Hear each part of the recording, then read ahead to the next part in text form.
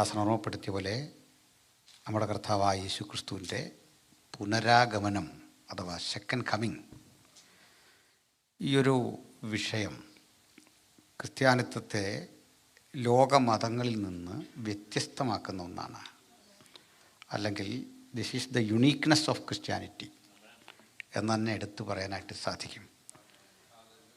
അങ്ങനെ ഒന്ന് ഇല്ല എങ്കിൽ നമ്മളും ഒരു നിർജീവ മതമായിരിക്കും.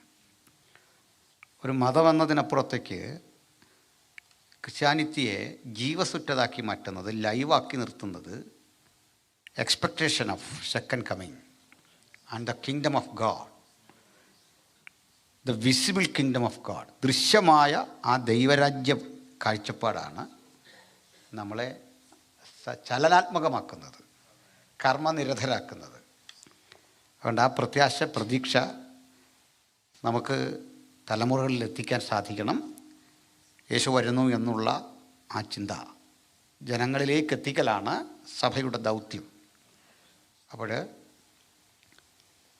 കഴിഞ്ഞ പകൽ നമ്മൾ ചർച്ച ചെയ്തത് ഇതോട് ബന്ധപ്പെട്ടുള്ള ചില പ്രവചനങ്ങളുടെ നിവൃത്തിയാണ്. Fulfilment of some predictions and prophecies. ഈ ബൈബിളിനെ ദൈവവചനമാക്കുന്ന, അത് ദൈവവചനമാണ് എന്ന് പറയാൻ, ഉറപ്പോടെ പറയാൻ നമ്മളെ പ്രേരിപ്പിക്കുന്ന ഒരു ഘടകവും ഇതിനുള്ളിലെ പ്രൊഫസിയാണ്.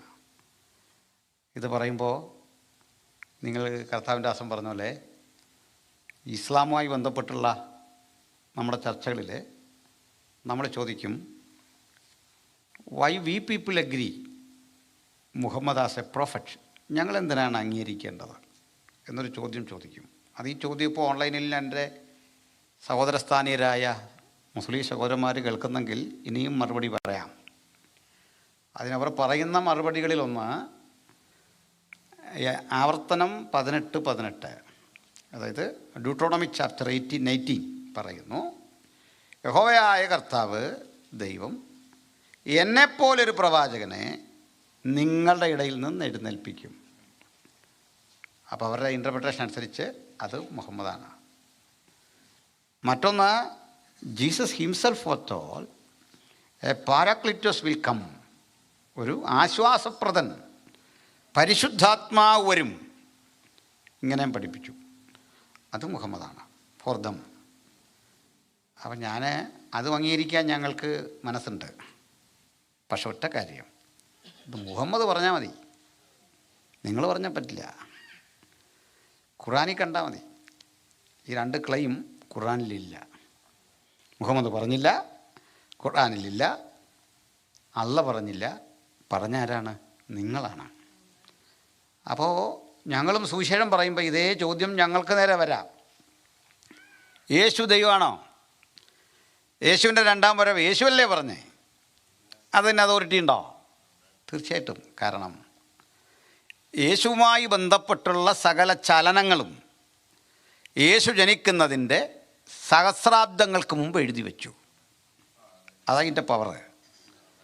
ഒന്നുകൂടി പറഞ്ഞാൽ, യേശുവിനെക്കുറിച്ചുള്ള ആദ്യത്തെ സുവിശേഷം അത് രേഖപ്പെടുത്തിയത് ഉൽപ്പത്തി 3:14 അതിന് പറയുന്നൊരു പേര് തന്നെ പ്രോട്ടോ ഏവൻഗേലിയോൻ, ആദ്യത്തെ സുവിശേഷം.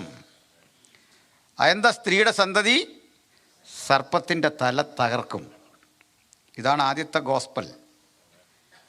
ആ സുവിശേഷം തുടക്കത്തിൽ അതിൻ്റെ ആ പ്രൊക്ലമേഷൻ, ആ ഡയലോഗ്, അല്ലെങ്കിൽ അതിൻ്റെ ആ സംഭാഷണം, അല്ലെങ്കിൽ ആ വാക്കുകൾ, ആ സ്റ്റേറ്റ്മെൻറ്റ് ചെറുതാണ്. പക്ഷെ ഉൽപ്പത്തി തീരുമ്പോഴേക്കും യേശു ഏത് ഗോത്രത്തിൽ ജനിക്കും എന്ന് പറഞ്ഞിട്ടാണ് ഉൽപ്പത്തിയുടെ ഗ്രന്ഥകാരൻ 50 അധ്യായമുള്ള ഉൽപ്പത്തി തീർക്കുന്നത്. 49 തന്നെ എഴുതി, യഹൂദാ ഗോത്രത്തിൽ നിന്ന് ക്രിസ്തു ജനിക്കും. സ്തോത്രം. അത്രയും പറഞ്ഞ ആൾ സംഖ്യാപുസ്തകത്തിലേക്ക് എത്തുമ്പോൾ മറ്റൊരു പ്രവാചകൻ വന്ന് ആ ഗോത്രത്തെ ഒന്നുകൂടി സ്ഥിരീകരിച്ചിട്ട് ഉറപ്പ് പറഞ്ഞു തരികയാണ്, യാക്കോബിൽ നിന്നൊരു നക്ഷത്രം ഉദിക്കും. വ്യാജ പ്രവാചകനായി പിന്നെ മാറിയ ആളുടെ നല്ല കാലത്ത് എഴുതിയ പ്രവചനം അത് പറഞ്ഞേ അല്ലേ? ബിലയാം. ഞാൻ ചിലപ്പോഴൊക്കെ ഓർക്കാറുണ്ട്, ഈ മനുഷ്യൻ നേരെ ചുവ പോകാതെ ഇത്രയും നന്നായിട്ട് പറഞ്ഞെങ്കിൽ മര്യാദയ്ക്ക് പോയിരുന്നേൽ എന്തെല്ലാം പറഞ്ഞെന്നെ അല്ലേ?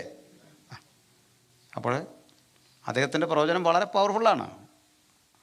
നമ്മൾ പലപ്പോഴും പറയുന്ന ഇതാ തനിച്ചു പാർക്കുന്നൊരു ജനം, ഇതൊക്കെ അദ്ദേഹത്തിൻ്റെയാണ്. എന്തൊരു പവർഫുള്ളായ മെസ്സേജാണ്. അദ്ദേഹമാണ് പറഞ്ഞു എന്നാൽ യാക്കോവിൻ്റെ ആ കുലത്തിൽ. അപ്പം മറ്റേ പ്രവചനം കുറേ കൂടെ ഉറപ്പായി.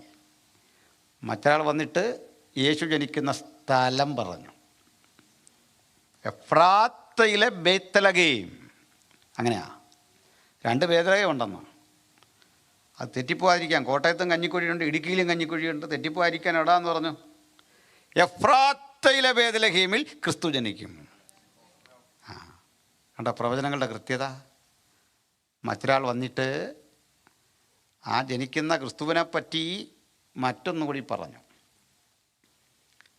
അത് പറഞ്ഞത് സ്വന്തം ശിഷ്യനാൽ ഒറ്റിക്കൊടുക്കപ്പെടും. അയാൾ വാങ്ങിക്കൊണ്ട് പോകുന്ന പണം 30 വെള്ളിനാണയമായിരിക്കും. ആ പണം അഗതികളുടെ, അനാഥരുടെ ശ്മശാന ഭൂമിക്ക് വേണ്ടി പ്രയോജനപ്പെടുത്തും. ആ സ്ഥലത്തിന് ആ രക്തനിലവെന്ന് പേർ വരും, അക്കൽദാമ. യെരുശലേമിൽ പോയവർക്കറിയാം, ഇന്നും ആ സ്ഥലം കിടപ്പുണ്ട്, അതുപോലെ കിടക്കുകയാണ്, നമ്മുടെ കൺമുമ്പിൽ കിടക്കുകയാണ്. പറഞ്ഞത് ഇനി മറ്റൊരു ചിന്താർഹമായ കാര്യം, നമ്മുടെ ഈ പുതിയ നിയമമേ ഇല്ലെന്ന് ധരിക്കുക. പഴയ നിയമമേ ഉള്ളൂ, പേടിക്കാനൊന്നുമില്ല. എൻ്റെ കാരണം യെശയ്യാ പക്ക ഗോസ്പൽ പറഞ്ഞിട്ടുണ്ട്, മുഴുവൻ കാര്യവും. ആ പുസ്തകത്തിന് തന്നെ 66 അധ്യായമാണ് അല്ലേ? അത് 2ആയിട്ട് തിരിച്ചാണ് പഠിക്കുന്നതും, 39, 27 അല്ലേ? എന്തൊരു കൃത്യത അതൊക്കെ. അത് അങ്ങനെ കൂട്ടി യോജിപ്പിച്ചത് ബൈ ചാൻസാണ്. പക്ഷെങ്കിൽ അതിൻ്റെ ക്രമീകരണം തന്നെ 66 ചാപ്റ്റേഴ്സ് അല്ലേ? അത്ഭുതം എന്താണെന്നറിയണ്ടേ? ഉൽപ്പത്തിയുടെ ഗ്രന്ഥകാരൻ പറഞ്ഞു സ്ത്രീയുടെ സന്തതി. യെശയ്യാ എഗ്രി ചെയ്തു. എന്നിട്ട് പറയാണ്, നിങ്ങൾ സ്ത്രീയുടെ സന്തതി എന്ന വിളിച്ച ആളിൻ്റെ പൂർണ്ണവിലാസം ഞാൻ തരാം. കന്യക ഗർഭിണിയായി ഒരു മകനെ പ്രസവിക്കും. ഇവിടെ പ്രവചനത്തിൻ്റെ നീരൊഴുക്ക് പ്രകടമായി വരുന്നുണ്ടോ? അടുത്ത പറയാണ്. അപ്പോൾ അതെല്ലാം ആൾക്ക് സന്തോഷമായി. കേട്ട പ്രവചനം വ്യക്തത വന്നപ്പോൾ ആൾക്ക് സന്തോഷമായി. അടുത്ത പ്രവചനം, ആ ദൈവപുത്രൻ ഇമ്മാനുവേൽ എന്ന് പേർ വിളിക്കപ്പെടും, ദൈവം നമ്മോട് കൂടെ. അതും സന്തോഷമായി. അടുത്ത വാക്ക് പറഞ്ഞു, അവൻ അത്ഭുത ആലോചനക്കാരൻ. മലയാള പരിഭാഷയിൽ എങ്ങനെ? അത്ഭുത മന്ത്രി. അതല്ല വേണ്ട, പിന്നെന്താ? He will be A wonderful councillor. അത്ഭുത ആലോചനക്കാരൻ. എനിക്ക് ഈ പദം വലിയ ഇഷ്ടപ്പെട്ടു. കാരണം ജീവിതത്തിൻ്റെ ഏത് കുഴഞ്ഞുമറിഞ്ഞ പ്രശ്നങ്ങൾക്കും ഒരത്ഭുതകരമായ ആലോചന തരാൻ കഴിയുന്ന ഒരുവൻ നമ്മുടെ കൂടെ ഉണ്ട്. ഹല്ലേലൂയ. അത്ഭുത ആലോചനക്കാരൻ, വീരനാൻ ദൈവം. അതിലൊരു മിസ്റ്റേക്ക് ഉണ്ട്. Father of eternity. Eternal father അല്ല, ഫാദർ ഓഫ് ഇറ്റേണിറ്റി, നിത്യതയുടെ പിതാവെന്ന്. സമാധാന പ്രഭു. അടുത്താണ് ഇത്രയും പറഞ്ഞ ആൾ. പിന്നെ യൂതനൊട്ടും താല്പര്യമില്ലാത്ത ഒരു ദൂതാ പറയുന്നത്. അത് യൂതന് താല്പര്യം വരില്ല എന്നറിഞ്ഞുകൊണ്ട് യെശയ്യാ ഒരു ചോദ്യം ചോദിക്കുകയാണ്, ഞങ്ങൾ കേൾപ്പിച്ചത് ആർ വിശ്വസിച്ചിരിക്കുന്നു? ബഹുവചന ഞങ്ങൾ. ഞങ്ങളാരാ?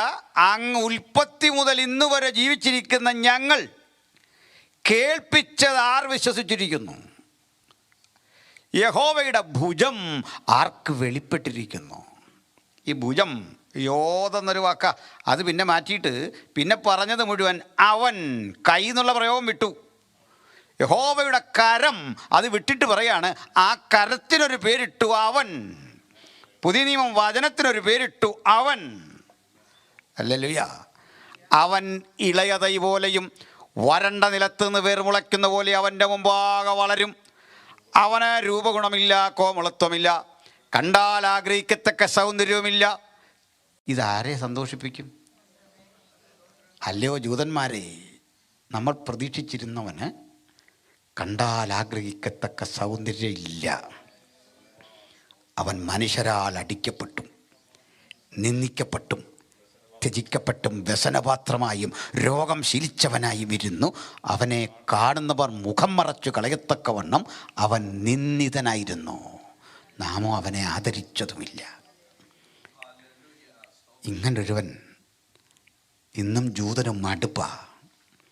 ഇവിടെയാണ് നമ്മുടെ സമാധാനത്തിൻ്റെ സവിശേഷത. കർത്താവിന് നമ്മോടുള്ള സ്നേഹം എന്താണെന്നറിയണ്ടേ? കണ്ടാൽ ആളല്ല എന്ന് തോന്നുമാർ വിരൂപനായി അവഹേളിക്കപ്പെട്ട് ചരിത്രത്തിൽ ഇന്നും ആക്ഷേപിക്കപ്പെടുന്നവനെ അന്തസ്സോട് ഉയർത്തിക്കാട്ടി നമ്മൾ ഉലകത്തോട് വിളിച്ചു പറയുക, ഇവനാണ് എൻ്റെ രക്ഷകൻ, ഇവനാണ് എൻ്റെ വീണ്ടെടുപ്പുകാരൻ, അവിടുന്നാണ് എൻ്റെ സർവസ്വവും. ആ ഉൾക്കൊള്ളലാണ് ക്രിസ്ത്യാനിറ്റി. ആ ഉൾക്കൊള്ളലും സ്വീകാര്യതയാണ് ക്രൈസ്തവികത. എൻ്റെ സാക്ഷ്യം അതിലാണ് നിൽക്കുന്നത്. പിന്നെ വിഷമിക്കാനില്ല. ആ ക്രൂശിൻ്റെ ചുവട്ടിൽ നിന്നവനുള്ള വാഗ്ദത്തമാണ് നമ്മളൊരു ദിവസം മുൾമുടി ചൂടിയവനെ കണ്ടെങ്കിൽ പൊന്മുടി ചൂടിയവനെയും കാണും. ഹല്ലേലൂയാ. പീഡിപ്പിക്കപ്പെട്ടവനെ കണ്ടെങ്കിൽ ജയമെടുത്തവനെയും നമ്മൾ കാണും, ജയാളിയെ നമ്മൾ കാണും. ഹല്ലേലൂയാ. ഈ ജയമെടുത്ത ദൈവകുഞ്ഞാട് സ്വർഗത്തിൽ കാണുമ്പോഴും വിളിക്കുന്നത് അറുക്കപ്പെട്ട കുഞ്ഞാടെന്നാണ്, അല്ലേ? അറുക്കപ്പെട്ട കുഞ്ഞാട്. അപ്പോൾ എന്താ ഈ മുറിവൊക്കെ അപ്പോഴും ഉള്ളതുകൊണ്ട് അറുക്കപ്പെട്ട എന്ന പ്രസൻറ്റൻസ്. അറുക്കപ്പെട്ടു എന്ന് പാടിയ സ്വർഗത്തിലും ആരാധിക്കുന്നത്. ഞാൻ പറയാറുണ്ട്, ക്രൂശെന്ന് പറഞ്ഞൊരു വിഷയം ഭൂമി കൊണ്ട് തീരത്തില്ല, സ്വർഗത്തിലും അതാ പ്രസംഗം. സ്വർഗീയ ജീവികൾ പോലും ആനന്ദ നിർഭരമായൊരവസ്ഥയിലെത്തുക, നീ അറുക്കപ്പെട്ടു എന്ന് പറയുമ്പോൾ. ഹല്ലേലൂയാ.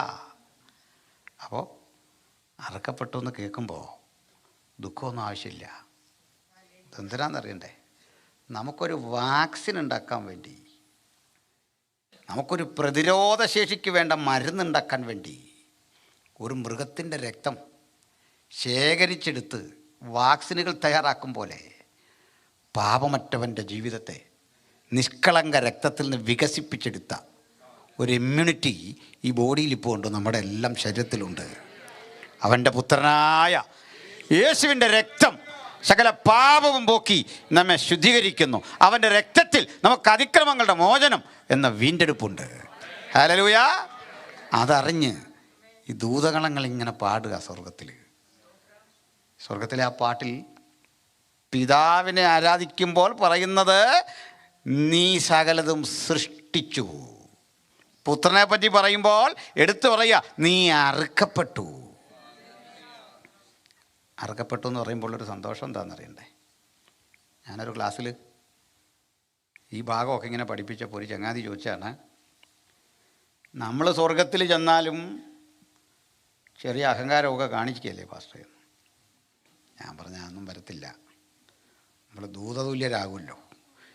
ഉടനെ അങ്ങേര് പറയാ, ദൂതതുല്യരോ? ഒറിജിനൽ ദൂതനായി പണി കാണിച്ച, അപ്പോൾ ദൂതതുല്യൻ. അത് ലോജിക്കലി കറക്റ്റാണ്, അല്ലേ? ദൂതനീ പണി കാണിക്കാമെങ്കിൽ ദൂതതുല്യരായ നമ്മൾ എന്ത് ചെയ്യും? അത് ശരിയല്ലോ. പക്ഷെ ഉത്തരം ഞാൻ അടുത്ത ദിവസം കൊടുത്തത്, നമ്മൾ നിത്യത്തിലെത്തുമ്പോൾ ഈ കിരീടവും പ്രശംസ ഇതെല്ലാം കിട്ടിക്കഴിയുമ്പോൾ നമ്മൾ വല്ലാതാകാതിരിക്കാൻ ഒരു സംവിധാനം അവിടെ ഉണ്ട്. എന്താണെന്നറിയണ്ടേ? നമ്മൾ നിഗളിക്കുന്നു അഹങ്കരിക്കുന്നതൊക്കെ കാണുമ്പോൾ കർത്താവ് ആ കരം പൊക്കിയെന്ന് കാണിച്ചാൽ മതി. കാരണം ആ മുറിവ് അവിടെ ഉണ്ട്, അത് പോകത്തില്ല. ആ മുറിവ് തോൽവിയൊന്നുമല്ല, ജയമെടുത്തവൻ്റെ ചിഹ്നമാണ്. ചെന്നായ്ക്കളുടെ പറ്റത്തിലേക്ക് പോയ ഒരാടും തിരിച്ചു വന്നിട്ടില്ല ഇന്ന് വരെ, കാട്ടിച്ചു കുടഞ്ഞു തീർക്കും. സിംഹമടയിൽ കയറിയ ഒരാടും തിരിച്ചു വന്നില്ല. ഈ ആട് ജയമെടുത്തതിൻ്റെ തെളിവായി മുറിവ്. ഹല്ലേലൂയ. അപ്പം നമുക്കെന്തെങ്കിലുമൊക്കെ അങ്ങനെ തോന്നിയാൽ ഈ കൈ കണ്ടാൽ മതി, വിലാപ്പുറം കണ്ടാൽ മതി. ആ മുറിവ് വാക്കും ഭക്ഷണവും കൂടാതെ പറയും, നീ ഇവിടെ വരെ വന്നത് നിൻ്റെ കഴിവല്ല, ഈ മുറിവാണ് നിന്നെ ഇവിടെ കൊണ്ടുവന്നത്. ഈ ചിന്തയാണ് സ്വർഗത്തെയും പുതുമ നൽകി നിലനിർത്തുന്ന ഘടകം. ഹല്ലേലൂയ. അത് അലസ വിശ്രമത്തിൻ്റെ സ്ഥലമൊന്നുമല്ല, എന്നും പുതുമയാണ്, എന്നും അതിൻ്റെ മനോഹാരിത നിലനിൽക്കും. ഒക്കെ നമുക്ക് അവസരമുണ്ടെങ്കിൽ നാളെ പകലൊക്കെ അത്തരം കുറേ കാര്യങ്ങൾ പറയണം. ഇന്ന് നമുക്ക് വേഗത്തിൽ പോകണം. ഇന്ന് പകൽ ഞങ്ങൾ ഒരടിസ്ഥാനമൊക്കെ ഇട്ടു. അപ്പോൾ അതൊന്ന് അതിൻ്റെ സംക്ഷിപ്തം ഒന്ന് പറയാം. ആ കണ്ടൻറ്റ് ഒന്ന് പറയാമല്ലോ അല്ലേ? ആ, സ്തോത്രം. അവിടെയൊക്കെ കേൾക്കുന്നുണ്ടോ? കേൾക്കാം. അത് കേൾക്കത്തില്ല, ഇവിടെ വന്നിരിക്കാൻ പറയാനാ. നിങ്ങൾ അതിലും ബുദ്ധിപൂർവ്വം പ്രവർത്തിച്ചു. പിന്നെ അല്ല, ഇത് നമ്മളിവിടെ കയറ്റി ഇരുത്തുമെന്ന് അവർ മുൻകൂട്ടി കണ്ടു. ഞാൻ പറയാറുണ്ട്, ഈ ആൾ ദൈവങ്ങൾ ഒരാളും 10ാം ക്ലാസ് പാസ്സല്ല. നിങ്ങളല്ലേ പഠിച്ചു നോക്ക്. ആൾ ദൈവങ്ങൾ ആരും മെട്രിക്കുലേഷൻ കടന്ന ഒരാൾ ദൈവം ഇന്ത്യയിലില്ല. ഇവിടെ കൊണ്ടോന്നറിയില്ല. അപ്പം അത് കുഴപ്പമില്ല. അവർ ദീർഘവീക്ഷണമുള്ളവരായിരുന്നു. 10 പാസ്സാകൂല എന്നറിഞ്ഞുകൊണ്ട് 4 വെച്ച് തന്നെ നിർത്തി. അതാ കാഴ്ചപ്പാട് വേണമെന്ന് പറയുന്നത്. അവർക്കറിയാം ആ കടമ്പ കടക്കുകയില്ല അല്ലേ? അപ്പോൾ എന്ന് പറഞ്ഞാൽ ഞാനെന്ത് പറയുമെന്ന് അവർക്കറിയായിരുന്നു. പോട്ടെ. അപ്പോൾ തിരുവഴുത്തിലേക്ക് വരാം. ഇവിടെ പകൽ പറഞ്ഞത്, ഈ ദൈവം വിശുദ്ധ തിരുവഴുത്തിൽ 2 ഇടങ്ങളെ, 2 പട്ടണങ്ങളെ പ്രതീകവൽക്കരിക്കുന്നു, സിംബോളിക്കലായി എടുത്തു പറയുന്നു. 1 യെരുശലേം, 2 ബാബിലോൺ. ഒരക്ഷരികമായ ലിറ്ററലായ ഒരു യെരുശലേമുണ്ട്, ഒരക്ഷരിക ബാബിലോണുണ്ട്. ആത്മീക അർത്ഥത്തിൽ ഇത് രണ്ടും നിത്യതയിലുണ്ട്, നിത്യതയുടെ ആ പഠനത്തിലുണ്ട്. വരാനിരിക്കുന്ന ഒരു യെരുശലേമുണ്ട്, പുതിയ യെരുശലേം. വരാനിരിക്കുന്ന ഒരു ബാബിലോണുണ്ട്, മർമ്മ ബാബിലോൺ. അപ്പം ഇത് രണ്ടും, ഈ പട്ടണങ്ങളുടെ ചരിത്രമാണ് വാസ്തവത്തിൽ മനുഷ്യരാശിയുടെ ചരിത്രം. അവ തമ്മിലുള്ള കലഹമാണ്, ഏറ്റുമുട്ടലാണ് വാസ്തവത്തിൽ പഠിക്കേണ്ടത്. ആ പഠനം കൂടാതെ നമുക്ക് നിത്യതയെക്കുറിച്ചുള്ള ആഴമേറിയൊരു ഗ്രാഹ്യം കിട്ടൂല. മാത്രമല്ല, ഈ പട്ടണങ്ങൾ വെളിപ്പാടിലും ആവർത്തിക്കുന്നു. അത് ഞങ്ങൾ വായിച്ചിരുന്നു പകൽ. പുതിയ യെരുശലേമിനെ കുറിച്ചുള്ള വെളിപ്പാട് 21-ാം അധ്യായത്തിലെ 10-ാം വാക്യം വായിച്ചുകൊണ്ടാണ് മെസ്സേജ് ആരംഭിച്ചത്. വാക്യം എല്ലാവർക്കും വേണ്ടി പറഞ്ഞെന്നേ ഉള്ളൂ. 2ാം ഘട്ടമായി വെളിപ്പാട് 18-21 വായിച്ചു. അതിങ്ങനെയാണ്: അയ്യോ അയ്യോ മഹാനഗരമായ ബാബിലോണെ, ബലമേറിയ പട്ടണമേ. ഇനി ന്യായവിധി വന്നു.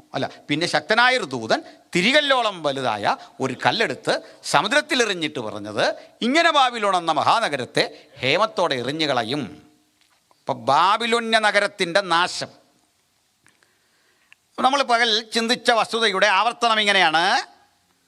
യേശുവിൻ്റെ പുനരാഗമനത്തോട് ബന്ധപ്പെട്ട് ഒരു മഹാനഗരത്തിൻ്റെ നാശം എന്തുകൊണ്ട് ബൈബിൾ പ്രവചിക്കുന്നു?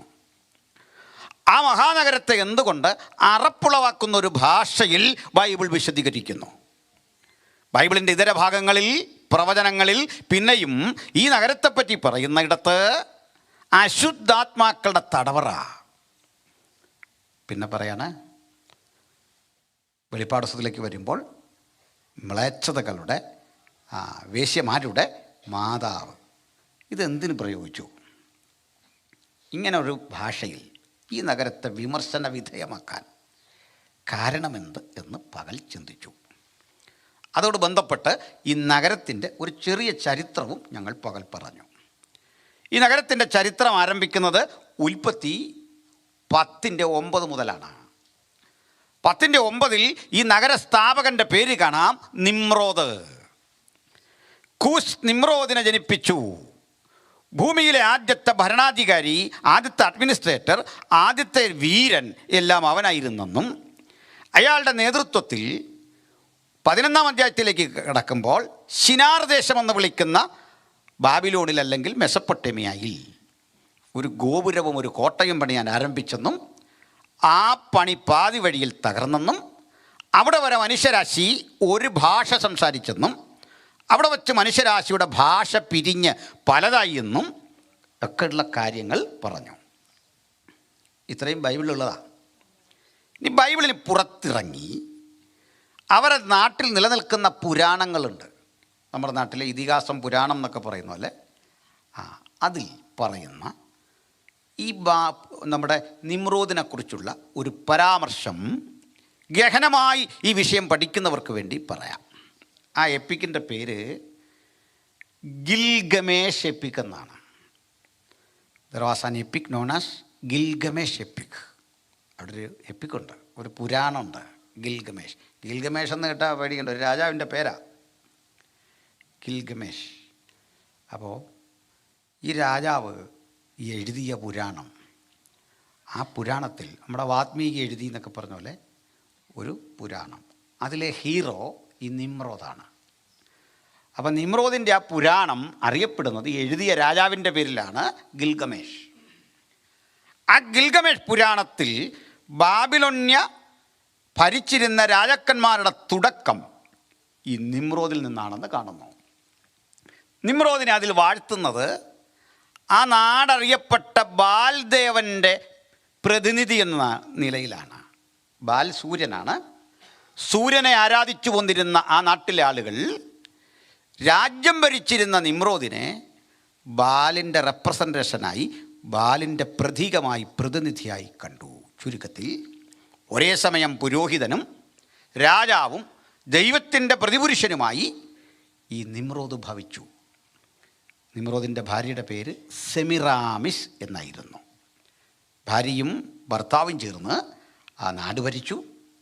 കാലക്രമേണ സൂര്യൻ, ചന്ദ്രൻ, ചരാചരങ്ങൾ ഇവയൊക്കെ ആരാധിക്കുന്ന, നേച്ചറിനെ വർഷിപ്പ് ചെയ്യുന്ന, ഐഡലിനെ വർഷിപ്പ് ചെയ്യുന്ന, ഐക്കണുകളെ വർഷിപ്പ് ചെയ്യുന്ന നിലയിലേക്ക് ബാബിലോൺ അധപ്പതിച്ചു. അതിന് ആ ഒരു സ്ഥലത്ത് നിന്നൊരു പാഠം പഠിക്കണം. ഈ പോളിത്തൈസം, ബഹുദൈവ വിശ്വാസത്തിൻ്റെ ആരാധനകളുടെ അടിസ്ഥാനം രൂപപ്പെട്ടത് ബാബിലോണിലായിരുന്നു. അപ്പോൾ സത്യേക ദൈവത്തെ ആരാധിക്കാൻ നിയോഗിക്കപ്പെട്ട മനുഷ്യൻ ആ വഴി യാത്ര ചെയ്തപ്പോൾ അങ്ങനെ ചിതറാൻ പാടില്ല. നാം ഒരു സ്ഥലത്ത് കൂടിയിരിക്കുക, നമുക്കിവിടെ ഒരു കോട്ടയുണ്ടാക്കുക. അങ്ങനെ നിമ്രോദിൻ്റെ ചിട്ടക്കനുസരിച്ച് ഒരു രാഷ്ട്രത്തെ നിർമ്മിക്കാൻ പാടുപെടുകയും ബാബിലോന്യ മതത്തിന്, നിമ്രോദിൻ്റെ മതത്തിന് ആരംഭം കുറിക്കുകയും ചെയ്തു. കാലക്രമേണ നിമ്രോദ് കൊല്ലപ്പെട്ടു. കൊല്ലപ്പെട്ട അനന്തരം നിമ്രോദിൻ്റെ ഭാര്യ ദൈവവും രാജ്ഞിയുമായി മാറി. അവളുടെ കുട്ടി നിനസ് എന്നറിയപ്പെട്ടു. ആ നിനസ് ഇല്ലീഗലായിട്ട് ജനിച്ച ഒരു കുട്ടിയാണെന്നും ഒക്കെയുള്ള വാദങ്ങൾ നിലനിൽക്കുന്നു. ഇത്രയും നമുക്ക് വിശദീകരിച്ച് പോകണ്ട. അപ്പോൾ ആ നാട് വിഗ്രഹാരാധനയുടെ, തെറ്റായ ആരാധനകളുടെ ഒരു സ്ഥലമായിരുന്നു. നമ്മൾ പകലും ഒത്തിരി വിശദീകരിച്ചുകൊണ്ട് ഇനി അധികം അങ്ങോട്ട് പോകണ്ട. എന്താ പറയുന്നു? ഞാൻ കഴിഞ്ഞ ദിവസം ഇസ്ലാമിക് സ്റ്റഡീസ് എല്ലാം നടത്തി, ഇവിടെ അല്ല കേട്ടോ, നാട്ടിൽ. അതിലെ ആ കഥകളും എല്ലാം പറഞ്ഞു കഴിഞ്ഞ് ഒരാളോട് പ്രാർത്ഥിക്കാൻ പറഞ്ഞപ്പോൾ പറയാ, ഈ കേട്ടോ കാര്യങ്ങളുടെ അടിസ്ഥാനത്തിൽ അതെല്ലാം ജീവിതത്തിൽ പ്രാവർത്തികമാക്കാൻ എൻ്റെ പൊന്നെ ജയിലിൽ പോകുമെന്ന് ഞാൻ പറഞ്ഞു. എന്ന് പറഞ്ഞാൽ നമ്മളെത്ര ഈ നിമ്രോദിൻ്റെ കഥ കേട്ടിരിക്കണ്ട, അത് വിട്ടേക്കാം, നമുക്കതങ്ങ് വിട്ടേക്കാം. കാരണം നമ്മുടെ ആളുകൾ എന്തിനാ പ്രാർത്ഥിക്കുന്നില്ല? ഈ ഓൾ നൈറ്റിൽ അത് കറക്റ്റ് അറിയുന്നത്. ഉഗാണ്ടയ്ക്ക് വേണ്ടിയാണ് പ്രാർത്ഥിക്കാൻ പറയുന്നത്. നമ്മുടെ ആൾക്കാർ പ്രാർത്ഥിക്കുന്നത് എന്തിനു വേണ്ടിയാ? സാവേ മാത്തുക്കുട്ടിക്ക് വേണ്ടി പ്രാർത്ഥിക്കുന്നു. ഇത് കേൾക്കുകയില്ല, കേട്ടാലും മൈൻഡ് ചെയ്യില്ല, അതാ രസം. ഓൾ നൈറ്റ് പ്രകാരം ശ്രദ്ധിക്കണമല്ലേ ഈ കാര്യം. നമ്മളിങ്ങനെ ആത്മഭാരം കൊണ്ട് നെഞ്ചു പൊട്ടി പറയുകയാണ്, ആ രാജസ്ഥാനിൽ ഇങ്ങനെ നടക്കുന്നു, അവിടെ പീഡ നടക്കുന്നു. നമ്മളിതിൻ്റെ ഡിസ്പ്ലേ ഇതിലിങ്ങനെ കാണിച്ചു കൊടുക്കും.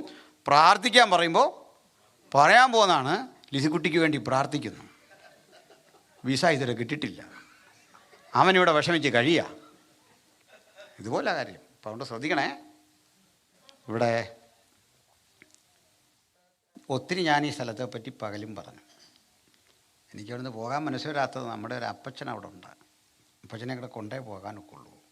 നിങ്ങളറിയ ആളിനെ അബ്രഹാം ജീവിച്ചിരുന്ന ഊർപ്പട്ടണം അവിടെയായിരുന്നു. നമുക്ക് അവിടെ നിന്ന് തുടങ്ങണം. ഞാനൊരു മെസ്സേജ് ചെയ്ത് പറയുന്ന കേട്ടൊരു സഹോദരൻ എനിക്കൊരു തിരുത്തയച്ചു. അബ്രഹാമിൽ നല്ല ഇസ്രയേലിലെ ചരിത്രം തേരഹിൽ നിന്ന് തുടങ്ങണം. അങ്ങനല്ല, അബ്രഹാമിൽ നിന്ന് തുടങ്ങണം. കാരണം എന്താ? തേരഹ് യാത്ര ചെയ്തേ ഉള്ളൂ. ദൈവത്തിൻ്റെ വിളി കേട്ട് യാത്ര ചെയ്താരാ? അവിടുന്ന് അത് തുടങ്ങണ്ടേ. എത്രയോ പേര് ഇതിലേക്ക് പോയി കാണും, അതിലാണ് നമ്മുടെ കാര്യം. അബ്രഹാം ദൈവവിളി കേട്ട് യാത്ര തിരിക്കുക. അപ്പോൾ അവിടെ ഒരു 1-2 കാര്യമുണ്ട്. ഈ ഊർപ്പട്ടണത്തെ പറ്റിയും ഞാനൊരു വാക്ക് പറയാം. അവിടെ എക്സ്കവേറ്റ് ചെയ്ത പഠനം പുറത്തു വന്നിട്ടുണ്ട്. 25 ഹെക്ടർ വിസ്തൃതിയുള്ള ഒരു സമചതുര പട്ടണം, ഹെക്ടറിലെ ഏക്കറാണ്, 25 ഏക്കർ വിസ്തൃതിയുള്ളൊരു സമചതുര പട്ടണത്തിൻ്റെ അവശിഷ്ടങ്ങൾ പുരാവസ്തു ഗവേഷകർക്ക് കിട്ടി. വളരെ വൃത്തിയായി പണികഴിപ്പിച്ചിരിക്കുന്ന കല്ലുവായി ഉറപ്പിച്ച റോഡ്, ഡ്രെയിനേജ് സംവിധാനങ്ങൾ, അളവ് തൂക്ക പാത്രങ്ങൾ, അന്ന് രേഖപ്പെടുത്തിയ കളിമണ്ണുകളിൽ എഴുതിയ ഉടമ്പടി പത്രങ്ങൾ, രസീതുകൾ, ഗ്രാനറികൾ, ഇതെല്ലാം അവിടെ കണ്ടു. ഗോഡൗണുകളൊക്കെ കണ്ടു. ഈ കൂടെ നാനാർ എന്ന ചന്ദ്രദേവതയുടെ മുദ്ര പതിച്ച നാണയങ്ങൾ കണ്ടു. ചുരുക്കി പറഞ്ഞാൽ വികാസം പ്രാപിച്ചൊരു പട്ടണത്തിലെ ഒരു നല്ല ധനാഢ്യനായ മനുഷ്യനായിരുന്നു അബ്രഹാം. അന്നേരം നമ്മുടെ മുഖ്യമന്ത്രി 10-40 പേരുമായിട്ടല്ലേ പോയി എന്നും പറഞ്ഞു. നമ്മളെന്തിനാ വിഷമം ഉണ്ടാക്കുന്നത്? 318 പേരും കൊണ്ടാണ് നമ്മുടെ അബ്രഹാം പോയെ. അങ്ങനെ അത് ചോദിക്കാഞ്ഞ ഭാഗ്യമായി.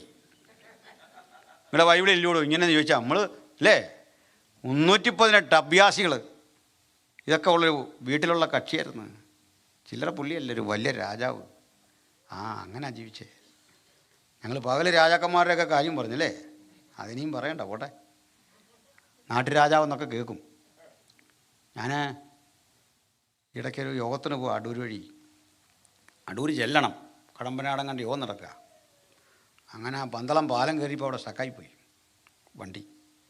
അപ്പോൾ എന്നോടാ അവിടുത്തെ ദേവാസം വിളി ചോദിച്ചു, എവിടെ എത്തി? ഞാൻ പറഞ്ഞു ശശിയുടെ വീടിൻ്റെ അടുത്ത് എത്തിയെന്ന് പറഞ്ഞു. പുള്ളിക്ക് മനസ്സിലായില്ല, കേട്ട് വന്നപ്പോഴാണ് മനസ്സിലായി പന്തളം ഭരിക്കുന്ന രാജാവിൻ്റെ പഴയ പേരായ ശശി. ജനാധിപത്യം വന്നപ്പോൾ പൊളിഞ്ഞു പോയെന്ന് അത്രേ ഉള്ളൂ. മനസ്സിലായില്ലേ? ജനാധിപത്യം വന്നില്ലെങ്കിൽ അതേ ആരാ മിണ്ടാൻ പറ്റുമോ? തല പോകും നമ്മുടെ. അതാ ജനാധിപത്യത്തിൻ്റെ ഒരു പവർ. അപ്പോഴേ നമ്മുടെ രാജാതിരാജാവിൻ്റെ പ്രത്യേകത എന്താ? അത് ജനാധിപത്യം വഴി കിട്ടിയല്ല. ഹല്ലേലൂയ. അതിന് തെളിവ് വേണം. എന്താന്ന് നമ്മൾ ഒരു കത്തെഴുതിയിട്ട് താഴെ സീല് വെച്ചെങ്കിലേ കത്തിന് വിലയുള്ളൂ. ഈ സീല് അത് വേണം. സീലിൻ്റെ പ്രത്യേകത എന്താണെന്നറിയോ? ആ ഓഫീസിലൊരു സ്റ്റാമ്പ് ഇരിപ്പുണ്ട്, അതിലുള്ളതേ ഇതിൽ പതിയൂ. ശരിയാണോ? അവനവൻ്റെ തത്വത്തിൻ്റെ മുദ്ര, പിതാവിൻ്റെ തത്വത്തിൻ്റെ മുദ്രയാണെന്ന് ക്രിസ്തു. രാജാതിരാജാവും കർത്താതി കർത്താവും എന്നെഴുതിയൊരു നാമം അവൻ്റെ തുടയിന്മേലും ഉടുപ്പിന്മേലും ഉണ്ടെന്ന്. ഹല്ലേലൂയ. ഒരു അബ്രഹാം ഒരു സെമി രാജാവ് തന്നെയാണ് സത്യം പറഞ്ഞ. അപ്പോൾ അബ്രഹാം ജീവിച്ചിരുന്ന ഊർപട്ടണം മോശമല്ലെന്ന് മനസ്സിലായില്ലേ? സമ്പന്നനായിട്ട് അവിടെ ജീവിച്ചേ. പക്ഷെ ഒരു ദിവസം ദൈവത്തിൻ്റെ വിളി കിട്ടി. അബ്രഹാമേ, അബ്രഹാമേ, ഞാൻ നിന്നെ കാണിപ്പാനിരിക്കുന്ന ദേശത്തേക്ക് പോകാൻ. നമ്മളാണെന്ത് പറഞ്ഞേ? ആദ്യം അതങ്ങ് കാണിക്കുക, ഇനിയിപ്പോൾ എന്താ ബുദ്ധിമുട്ട്? നമ്മൾ നന്നാകത്തിൻ്റെ കാര്യം അതല്ലേ. ഈ ഒരു പിടി വചനം മാത്രം മതിയായിരുന്നു ആ മനുഷ്യന്.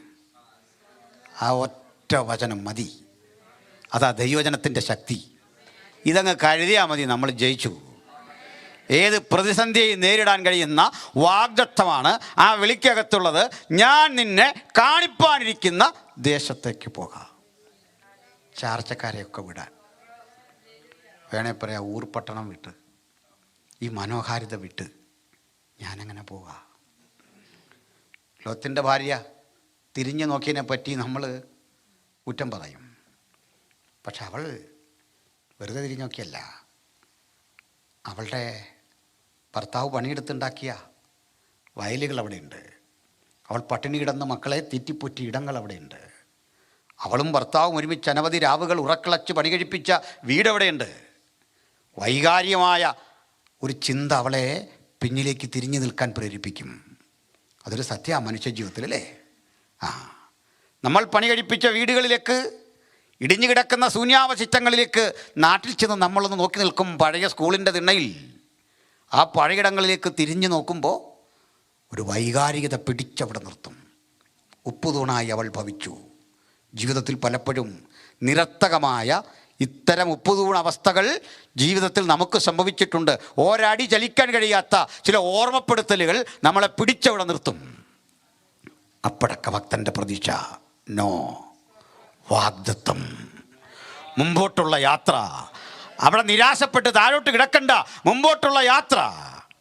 വേണ്ടതൊക്കെ അപ്പന് കൊടുക്കാൻ കഴിയാതെ, അമ്മയ്ക്ക് കൊടുക്കാൻ കഴിയാതെ, സഹോദരങ്ങൾക്ക് കൊടുക്കാൻ കഴിയാതെ ഒരു നല്ല കാലം വരും മുമ്പ് അവരൊക്കെ നമ്മെ വിട്ട് മൺമറഞ്ഞ വേദനകളുടെ ഓർമ്മപ്പെടുത്തൽ നമ്മളെ ഒന്ന് തിരിച്ചു നിർത്തും. ആ തിരിച്ചു നിർത്തുമ്പോഴൊക്കെ പറയണം, നോ, ഇഹം കൊണ്ട് അവസാനിക്കുന്നതല്ല എൻ്റെ മീതെയുള്ള വാഗ്ദത്തം. ഞാൻ എന്തൊക്കെ ഇവിടെ ചെയ്യാൻ കഴിയാതിരുന്നുവോ അതിൻ്റെ 10 മടങ്ങായി വേണ്ടപ്പെട്ടവർക്ക് കൊടുത്ത് നിത്യത നൽകാൻ കഴിയുന്ന സർവശക്തനായൊരു ദൈവത്തിൻ്റെ ആ മനോഹാരിതയിലേക്കാണ് ഇനി എൻ്റെ യാത്ര. അത് നമുക്ക് ബലം തരണം, അത് നമുക്ക് ഊർജം തരണം. അവിടെയാണ് അബ്രഹാമിൻ്റെ യാത്രയുടെ പ്രത്യേകത. തിരിഞ്ഞു നിന്നില്ല. ലോത്തൊക്കെ ആ സഹോദരി തിരിഞ്ഞു നിർത്തി. ഓർമ്മയൊന്നും ഭരിച്ചില്ല. സാറായി സമ്മതിക്കണം അല്ലേ? ആ സ്ത്രീ പറഞ്ഞോ, നോക്ക്, അതൊക്കെ അങ്ങനെ അച്ഛൻ പലതും പറയും. ഒന്നും പറഞ്ഞില്ല. അവളും പറഞ്ഞു പോയേക്കാം. അതിൻ്റെ അർത്ഥം എന്താ? ഈ സ്ത്രീ ശബ്ദം ഇതൊന്നും കേട്ടില്ല. അബ്രഹാമെന്ന് വിളിക്കുന്ന അവൾ കേട്ടില്ല. പക്ഷെ അവൾക്കൊരു കാര്യം ഉറപ്പാ, ഈ മനുഷ്യൻ അങ്ങനെ വെറുതെ ഒന്നും പറയില്ല. ഇയാളിത് നഷ്ടപ്പെടുത്തുന്നെങ്കിൽ അതിലും വലുത് അദ്ദേഹത്തിൻ്റെ ഉള്ളിലുണ്ട്. ഉള്ളിലൊരു നിത്യത കൊണ്ടാണ് ഇന്നിവിടെ വന്നിരിക്കുന്നതെങ്കിൽ നമുക്ക് തോൽവിയില്ല. ദൈവശില്പിയായി നിർമ്മിച്ചതും അടിസ്ഥാനമുള്ളതുമായ ഒരു നഗരം, ആ നഗരത്തെ തൻ്റെ വീട്ടിലുള്ളവർക്കൊന്ന് പങ്കിടാനുള്ള വ്യഗ്രത അബ്രഹാമിലുണ്ട്. പക്ഷേ ഭാഷ വരുന്നില്ല, ആശയം വരുന്നില്ല. ആ ഉള്ളിൽ കിടപ്പുണ്ട് ആ നിത്യത. നമ്മുടെ എല്ലാം ഉള്ളിലുണ്ട്. നമുക്കിന്ന് പകർന്നു കൊടുക്കണം. പിന്നാലെ വരുന്നവർക്കൊന്ന് പകർന്നു കൊടുക്കണം. ഹല്ലേലൂയ. അങ്ങനൊരു യാത്രയിൽ ഈ 10 രാജാക്കന്മാർ അബ്രഹാമിൻ്റെ വഴി തടഞ്ഞെന്നാണ്. ആരെയും കുഴപ്പമില്ല. ഈ 318 അഭ്യാസി ആടും മാടും ഒക്കെ ആയിട്ട് പോവാ.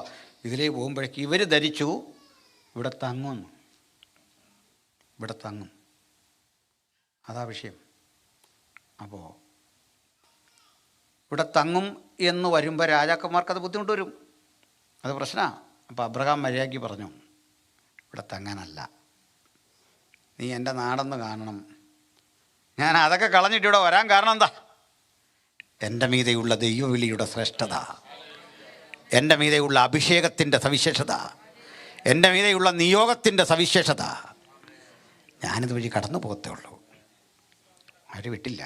10 രാജാക്കന്മാർ പലയിടത്ത് പതിയിരുന്ന് യാത്ര തടഞ്ഞു. രാജാവല്ലാത്ത അബ്രഹാം, അങ്ങനെ അധികാരചിഹ്നങ്ങളില്ലാത്ത അബ്രഹാം, വേണ്ടത്ര പടയാളികളുള്ള 10 രാജാക്കന്മാരോട് ഏറ്റുമുട്ടി അനായാസേന ജയം പ്രാപിച്ച് വാഗ്ദത്ത ദേശത്തെത്തി. എൻ്റെ അർത്ഥം എന്താണെന്നറിയോ? തമ്പുരാൻ കൂടെ ഉണ്ടെങ്കിൽ 10 എന്നൊക്കെ ഉള്ള വിട്ടോ 10,000 പേര് വഴി തടഞ്ഞാലും സർവശക്തൻ്റെ നിയോഗം കൂടെ ഉണ്ടെങ്കിൽ വാഗ്ദത്തം കൂടെയുള്ളവൻ അവിടെ ചെല്ലുക തന്നെ ചെയ്യും. ഇന്ന് രാത്രി വചനം ഏറ്റെടുത്തു. ഓൺലൈനിൽ വചനം കേൾക്കുന്ന പ്രിയപ്പെട്ടവർ ഏറ്റെടുത്തു. ഇതുവരെ അടഞ്ഞു കിടന്ന ആ വഴികളൊക്കെ തെളിയാൻ പോകുക. ഇതുവരെ കിട്ടാതെ പോയ ആ നന്മകളുടെ വഴിയിലൂടെ നമ്മളിനി സഞ്ചരിക്കാൻ പോകുക. ത്രസിപ്പിക്കുന്ന വാഗ്ദത്തോടെ ഭക്തൻ ഇറങ്ങി അങ്ങ് പുറപ്പെട്ടു. ആ കൂടെ ലൂത്ത് പിന്നെയും പ്രശ്നം ഉണ്ടാക്കി, യുദ്ധവും നടന്ന് അല്ലേ? അങ്ങനെ അബ്രഹാം പിന്നെ പോയി ലോത്തിനെ സഹായിച്ച് യുദ്ധമെല്ലാം കഴിഞ്ഞപ്പോൾ നമ്മുടെ സോദോം രാജാവ് എന്ത് ചെയ്തു? കുറേ സമ്പത്തെല്ലാം അവിടെ കൊടുത്തു. യുദ്ധമുതലുകൾ പങ്കിട്ടു. അബ്രഹാം പറഞ്ഞു, എൻ്റെ കൂടെ വന്ന പണിക്കാരൊക്കെ കൈപ്പറ്റിയല്ലോ, അത് മതി. സാറാ പറഞ്ഞു, അച്ഛാ അങ്ങനല്ല, നമ്മളും കഷ്ടപ്പെട്ട അല്പം ഇനി എടുത്തു എന്ന് പറഞ്ഞു. ചിലത് ത്യജിക്കാൻ പറ്റുന്ന വലിയൊരു അനുഗ്രഹമാണ്. ചിലതിനെ ത്യജിച്ച് നോക്കി അതിനപ്പുറത്തൊരു അനുഗ്രഹമാണ്. ഹല്ലേലൂയ. എന്നിട്ട് അതിൻ്റെ കാരണം കൂടെ പറഞ്ഞു. നീ തന്നിട്ട് അബ്രഹാം അനുഗ്രഹിക്കപ്പെട്ടു എന്ന് പറയാതിരിക്കാൻ. ഇതിനാ നമ്മുടെ ചില ബന്ധങ്ങളെ ദൈവം അകറ്റുന്നേ. വന്ന നാളിൽ നമ്മൾ കണ്ടവരോ സഹായിക്കുമെന്ന് കരുതിയവരോ ഒന്നും അല്ല കൂടെ നിൽക്കുന്നേ. നീ തന്നിട്ട് അബ്രഹാം അനുഗ്രഹിക്കപ്പെട്ടു എന്ന് പറയാതിരിക്കേണ്ടതിന് ഈ ഷൂ കെട്ടുന്ന ലേസ് പോലും ഞാൻ എടുക്കുകയില്ല. എന്തൊരു ദൃഢനിശ്ചയം. ഇത് പറഞ്ഞാൽ അധ്യായം തീരുക. പക്ഷെ അടുത്ത അധ്യായം തുടങ്ങുന്നത് എന്താണെന്നറിയണ്ടേ? അബ്രഹാമേ, അബ്രഹാമേ, ഞാൻ നിൻ്റെ അതിമഹത്തായ പ്രതിഫലം ഞാൻ നിൻ്റെ പരിച. ഈ അയൺ ഡോം കൊണ്ട് ഇറാനിലൊക്കെ അടിക്കുമ്പോഴൊക്കെ ഞാൻ ഈ വാക്കാ ഓർക്കുന്നത്. മനസ്സിലായില്ലേ? ദൈവം പരിചയമായവനെ അങ്ങനൊന്നും നിലം പരിചയാക്കാൻ പറ്റില്ല. അങ്ങനൊന്നും അടിച്ച് ഫിനിഷ് ചെയ്യാൻ ആർക്കും പറ്റില്ല. ഞാൻ നിൻ്റെ അതിമഹത്തായ പ്രതിഫലം, ഞാൻ നിൻ്റെ പരിച. തടയാൻ ഒരുവൻ മുമ്പിൽ പോയെങ്കിൽ, വാഗ്വാദങ്ങളെതിരെ വരട്ടെ, ആരോപണങ്ങളെതിരെ വരട്ടെ, ശരവർഷമെതിരെ വരട്ടെ, ഒരു ജയം നമുക്ക് അവൻ ഒരുക്കിയിരിക്കുക. ഹല്ലേലൂയ. എന്നിട്ട് അബ്രഹാമിനോട് പറഞ്ഞൊരു വാഗ്ദത്തം ഞാൻ എപ്പോഴും, നിന്നാൽ ഞാൻ ഭൂമിയിലെ സകല വംശങ്ങളെയും അനുഗ്രഹിക്കുന്ന, ലോകം മുഴുവൻ നീ മുഖാന്തരം അനുഗ്രഹിക്കപ്പെടും. നമ്മുടെ ഉഴപ്പം എന്നാണെന്നറിയോ? നമ്മൾ പ്രാർത്ഥിക്കുന്ന പോലും ഒരു ചെറിയ ലോകത്ത് നമ്മൾ അനുഗ്രഹിക്കപ്പെടാനാണ്. നമ്മളെ പണ്ട് നിന്ദിച്ച മാടക്കടയുടെ മുമ്പിൽ മാനിക്കപ്പെടണം. ഇതാ ദൈവത്തിന് തന്നെ അതങ്ങോട്ട് ഏറ്റെടുക്കാൻ പറ്റുന്നില്ല. എന്തുകൂടെ ഈ ചെറുക്കൻ ചോദിക്കുന്നതെന്ന്. വിവരമുള്ള പ്രാർത്ഥന പോലും അല്ല. എന്തുവാ ആ പണ്ടിയിലേക്ക് വിഷമിച്ച് കിടന്ന ഇവിടെ ഒന്നും അല്ലെന്നേ. ദൈവം വിശാല വഴി വച്ചിരിക്കുക. നമ്മളായിട്ടത് ചുരുക്കി കാണരുത്. പ്രാർത്ഥനകളിലൊന്നും വിശാല വഴി, വലിയ വഴി. അതിന് പ്രായം തടസ്സമല്ല, രോഗം തടസ്സമല്ല, ക്ഷീണം തടസ്സമല്ല. ലോകം നമ്മളെക്കുറിച്ച് പറയുന്ന തരത്തിലെ നിരുത്സാഹിപ്പിക്കുന്ന ഘടകങ്ങളൊന്നും നമ്മുടെ വിശാലതയുടെ വഴി തടയാൻ പര്യാപ്തമല്ല. അങ്ങനെ അബ്രഹാമിൻ്റെ തലമുറയെ കൊണ്ടാണ് ദൈവം ലോകത്തെ ആധുനികവൽക്കരിച്ചത്. ഇംഗ്ലീഷ് ഭാഷ അവൻ്റെയാ, ഇംഗ്ലീഷ് സംസ്കാരം അവൻ്റെയാ. ആധുനികത മുഴുവൻ വന്ന അബ്രഹാമിൻ്റെ കൊച്ചുമക്കളിൽ നിന്നാണ്. ലോകത്താദ്യം തെരുവിളക്ക് എത്തിയ സ്ഥലമാണ് മാൻഹാട്ടൻ. ആദ്യത്തെ വിളക്ക്. ഇപ്പോൾ പോയാൽ വിളക്കൊക്കെ കാണണം. തെരുവിലെ ഇങ്ങനെ പ്രകാശിക്കപ്പെടുമെന്ന് ലോകം ചിന്തിക്കുന്നതിനപ്പുറത്തെ അബ്രഹാമിൻ്റെ ഒരു ചെറുമകനെ കൊണ്ടാ, തോമസ് ആൽവ എഡിസനെ കൊണ്ടാ ദൈവം ലോകത്തെ പ്രകാശിപ്പിച്ചേ. ആ വെളിച്ചത്തിൻ്റെ വഴി തടയാൻ ആർക്കും കഴിഞ്ഞില്ല. ഇന്ന് സകലർക്കും വേണം, ജൂതനെ കുറ്റം പറയുന്നവർക്കും വേണം. ആൽബർട്ട് ഐൻസ്റ്റീൻ കിടക്കുക, പിന്നെയും കിടക്കുന്നു മഹാരഥന്മാർ. മേരി ക്യൂരി കിടക്കുകയാണ്, പീറി ക്യൂരി കിടക്കുകയാണ്. നമ്മുടെ മുമ്പിൽ ഇങ്ങനെ എത്ര പേര്, ഐസക് ന്യൂട്ടൺ. അപ്പം ഇവരെ കൊണ്ടാ ദൈവം ലോകത്തെ ഇന്ന് കാണുന്ന അളവിലാക്കി തീർത്തെന്ന്. അപ്പോൾ ദൈവത്തിൻ്റെ വാഗ്ദത്തത്തിൻ്റെ ശക്തി മനസ്സിലായോ? നമ്മളൊക്കെ അത് വിശ്വസിച്ചങ്ങ് പ്രാർത്ഥിച്ചാൽ മതി. തലമുറയ്ക്കൊക്കെ വേണ്ടി പ്രാർത്ഥിക്കുമ്പോൾ ഈ ചെറിയ അജണ്ടയൊക്കെ പോട്ടെ. ചെറിയ അജണ്ടകളൊക്കെ വിട്ടിട്ടേ എൻ്റെ മക്കൾ മുഖാന്തരം ലോകം അനുഗ്രഹിക്കപ്പെടണം. പ്രാർത്ഥിച്ചാട്ടെ. ഈ ദേശത്തെ മാറ്റി തിരുത്തിക്കുറിക്കുന്ന ചില അനുഭവങ്ങളായി തലമുറകൾ മാറണമെന്ന ആഗ്രഹത്തോട് ഇന്ന് പോലും പ്രാർത്ഥിച്ചേ. അല്ല, അവൻ പോയ വഴിക്ക് അവൻ പോട്ടെ, അതിവിടുത്തെ കൾച്ചറാണ്, അതിവിടുത്തെ സംസ്കാരമാണ്, ഒന്നുമല്ലെന്നേ. തലമുറകളെ നേരെ നിർത്താൻ കഴിയുന്ന വാഗ്ദത്തത്തിൻ്റെ സമാഹാരം കൊണ്ട് അബ്രഹാം ഇതുവഴി യാത്ര ചെയ്യുന്നത്. തലങ്ങും വിലങ്ങും വണ്ടി ഓടിച്ച് യാത്ര ചെയ്യുമ്പോഴൊക്കെ ഭക്തൻ പ്രാർത്ഥിച്ചുകൊണ്ടിരിക്കണം. നിരാശപ്പെടുത്തുന്ന അനവധി കാഴ്ചകൾ ഞങ്ങളുടെ കാണുന്നുണ്ട്, അനവധി ശബ്ദങ്ങൾ ഞങ്ങൾ കേൾക്കുന്നുണ്ട്. തലമുറ അതിലേക്ക് വഴിതിരിഞ്ഞു പോകാതിരിക്കത്തക്ക വണ്ണം ഞങ്ങളിൽ മുമ്പ് പറഞ്ഞ പോലെ ഒരു സ്പിരിച്വൽ ഇമ്മ്യൂണിറ്റി ഡെവലപ്പ് ചെയ്യുന്നുണ്ട്. ഒരു പ്രാർത്ഥനയുടെ, ഒരു പ്രതിരോധത്തിൻ്റെ ഒരു പുത്തൻ ശക്തി നമ്മൾ രൂപപ്പെടുന്നുണ്ട്. അങ്ങനെ തോൽക്കാനൊന്നുമല്ല നമ്മൾ വന്നത്, ജയമെടുക്കാൻ. ഇന്ന് തുടങ്ങിയല്ലിത്. പേരും പെരുമയും ഒന്നുമില്ലാത്തൊരു പഴയ കാലത്തെ മാതാപിതാക്കൾ കുത്തിയിരുന്ന് പ്രാർത്ഥിച്ച പ്രഭാതത്തിൽ, നനനനത്ത പ്രഭാതത്തിൽ നമ്മളെ തട്ടിയുണർത്തി പ്രാർത്ഥിപ്പിച്ച് അന്ന് പ്രാപിച്ച ദൈവകൃപയുടെ ഉറവ പറ്റാത്ത ഒഴുക്കില നമ്മൾ ഇന്നും ജീവിക്കുന്നതെങ്കിൽ അതൊന്ന് തലമുറയ്ക്ക് കൈമാറണം. വചനം പറയുകയാണേ, കൃത്യമായി തന്നെ പറയാം, ഉത്സവത്തിൻ്റെ മഹാദിനമായ ഒടുക്കറ്റ നാളിൽ യേശു നിന്നുകൊണ്ട് പറയുക, എന്നിൽ വിശ്വസിക്കുന്നവൻ്റെ ഉള്ളിൽ നിന്ന് തിരുവെഴുത്ത് പറയും പോലെ ജീവജലത്തിൻ്റെ നദി ഒഴുകും. ഒരുത്തൽ നിന്ന് ഒഴുകിയതിനെ തടയാൻ ലോകത്തിന് കഴിഞ്ഞില്ലെങ്കിൽ 1000 പേരിൽ നിന്ന് ഒരുമിച്ചൊഴുകുന്ന ആ ജീവജല ഉറവയെ തടയാൻ ഒരു ശക്തിക്കുമാകാത്ത വിധത്തിൽ നമ്മിൽ പതിഞ്ഞിട്ടുണ്ട് ആ ദൈവകൃപ, ആ ആത്മശക്തി. അതുകൊണ്ട് കാത്തിരിക്കണം, പ്രാർത്ഥിക്കണം. ഹല്ലേലൂയ. അങ്ങനെ അബ്രഹാം ഇവരെയൊക്കെ തോപ്പിച്ചു. ഷാലോം എന്ന സ്ഥലത്തെത്തി. ആ ഷാലോം പിൽക്കാലത്ത് ഊർ ഷാലോം എന്ന് അറിയപ്പെട്ടു. എത്ര വർഷം കഴിഞ്ഞെങ്കിലും സായിപ്പിനെന്നും അത് പറയാൻ നാവ് വഴങ്ങാത്തതുകൊണ്ട് അവൻ ഇട്ടു ജെറുസലേം എന്ന്. ചില സംഗതിയൊന്നും അവന് പറ്റിയല്ല. മനസ്സിലായില്ലേ? ഊർ ഷാലോം, അത് അവൻ ജെറുസലേം എന്നാക്കി. ഇനിയും പോട്ടെ. അപ്പോൾ ഊർ ഷാലോം എന്ന് പേര്. ഊർ പട്ടണം, ഷാലോം സമാധാനം. മൽക്കീസദേക്കിനെ കണ്ടതും ഒക്കെ അവിടെ നിൽക്കട്ടെ. അവിടെ നിന്ന് അടുത്തൊരു തലമുറ കാലമേറെ കഴിഞ്ഞ് മുമ്പോട്ടുള്ള യാത്രയിൽ അബ്രഹാമിനൊരു വാഗ്ദത്തം ദൈവം പിന്നെയും കൊടുത്തു. രാജാക്കന്മാരും എനിക്ക് നിൻ്റെ തലമുറയിൽ നിന്ന് ഉത്ഭവിക്കും. അങ്ങനെ ആ തലമുറയിൽ രാജാക്കന്മാരും ഉത്ഭവിച്ചു. ഒരുത്തൻ്റെ പേരാ ശൗല്. നമ്മൾ ഈ വിമർശിക്കുന്ന പോലെ ആൾ മോശക്കാരനൊന്നും അല്ല. ആണോ? അല്ല. പിന്നെ ഇടയ്ക്കിടയ്ക്ക് ഈ വിച്ച് ക്രാഫ്റ്റ് ഇതിൻ്റെയൊക്കെ പുറകെ പോയി. അതിച്ചിരി കട്ടിയാ അല്ലേ? ആ. പിന്നെ അങ്ങേര് നല്ല മനുഷ്യനായിരുന്നു. അങ്ങേര് പറഞ്ഞ എനിക്കിതൊന്നും പറ്റിയല്ല. നമ്മളെല്ലാം കൂടെ നിർബന്ധിച്ച് അവിടെ ഇരുത്തിയിട്ട് പിന്നോട്ട് ഇറങ്ങത്തുമില്ല. നമ്മുടെ ആരെയും കുഴപ്പമില്ല. ചില സാധനത്ത് നമ്മളെ പിടിച്ചിരുത്തി കഴിഞ്ഞാൽ പിന്നെ ഇറങ്ങാൻ പറ്റുകയില്ല. അതാ വിഷയം. അല്ല, ഇവരാരും മോശക്കാരായുണ്ടല്ല. അതുകൊണ്ട് പ്രാർത്ഥിച്ചോണം. ചിലതൊന്നും തലേ വന്ന് പെടാതിരിക്കാൻ പ്രാർത്ഥിച്ചോണം. ചില സുഖങ്ങളിങ്ങനെ ആസ്വദിച്ച് പോയി കഴിഞ്ഞാൽ അല്ലേ, ചില കസേരയിൽ കയറി ഇരുന്ന് കഴിഞ്ഞാൽ നമ്മളെ പുള്ളി ആകുന്ന പറഞ്ഞു വേണ്ട വേണ്ട എന്ന് മര്യാദയ്ക്ക് പറഞ്ഞ എൻ്റെ കുലം വളരെ ചെറുതാണ്, ഞാൻ അതിന് പറ്റിയ ഒരാളൊന്നും അല്ലെന്ന് പറഞ്ഞപ്പോൾ ജനം ബഹളം കാരണം പറഞ്ഞു അച്ഛൻ തന്നെ അതിന് പറ്റിയ ആളെന്ന്. കാല് പിടിച്ച് പറഞ്ഞിട്ട് പിന്നെ ഇറങ്ങുകയില്ല. പോട്ടെ. അടുത്തൊരുത്തൻ ദാവീദ്. നല്ല മനുഷ്യനായിരുന്നു. അധികാരമോഹമൊന്നുമില്ല. താനൊരു അധികാരമോഹി അല്ലെന്ന് ബോധ്യപ്പെടാനും സമൂഹത്തെ മനസ്സിലാക്കാനും തന്നെ മനസ്സിലാക്കാനും ഇടയ്ക്കിടയ്ക്ക് പ്രാർത്ഥനയിൽ ഒരു ശബ്ദം വരും, എൻ്റെ രാജാവും എൻ്റെ ദൈവവുമേ. ഞാനല്ലെന്ന്, അങ്ങാണ്. എന്തൊരു ഹൃദയവിശാലതയല്ലേ. ഈ ദാവീദിനെ വിമർശിക്കുമ്പോൾ എനിക്ക് അദ്ദേഹത്തിൻ്റെ ജീവിതത്തിലെ 2-3 കാര്യങ്ങൾ. ഒന്ന്, ഈ ശൗലിനെ കൊല്ലാൻ അവസരം കിട്ടിയിട്ട് നമ്മളൊക്കെയാണ് എന്തെല്ലാം ചെയ്തേനെ അല്ലേ?